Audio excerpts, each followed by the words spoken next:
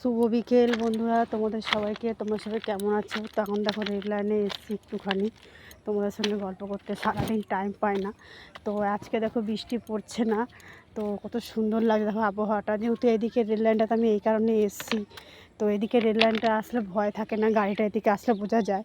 আর এটা হচ্ছে এদিককার গাড়ি আসে, ওই জন্য আমি বেশিরভাগ এদিকে রেল লাইনের মধ্যে ঘোরাফেরা করি। তো তো তোমরা কেমন আছো? হ্যাঁ, একটু কমেন্ট করে জানাবে।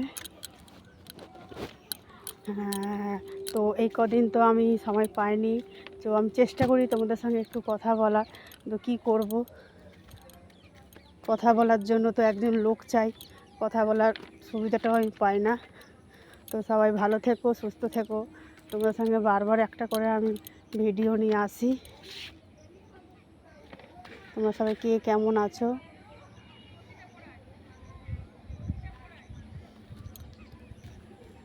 তো বন্ধুরা, এখন এসছি রেল লাইনে তোমাদের সঙ্গে গল্প করতে।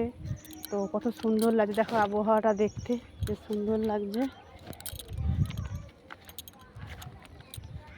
তো পুকুরটা দেখো অনেকটা ভরে গেছে কদিনে আবহাওয়ার জলে। এই দেখো পুকুরটা কতটা ভরে গেছে, দেখেছো কতটা পুকুর ভরে গেছে। এই কদিনে বৃষ্টিতে অনেকটা পুকুর ভরে গেছে। আর জঙ্গলও প্রচুর পরিমাণে হয়েছে, জঙ্গলে কিছু বলারই নেই, প্রচুর পরিমাণে জঙ্গল হয়েছে।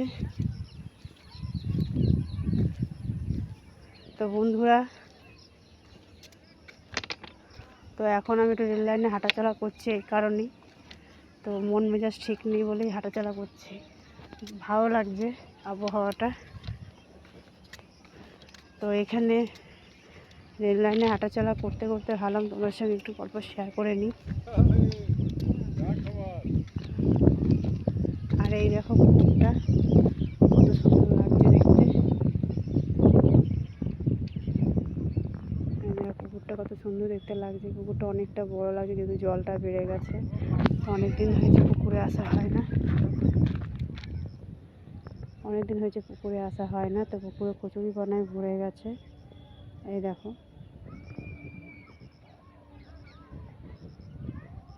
পুকুরে বর্ষাকালে প্রচুর পরিমাণে বৃষ্টি হয়, তো যখন বৃষ্টি হয় মানে এত পরিমাণ, তখন পুকুরের মাছ সব বেরিয়ে যায়।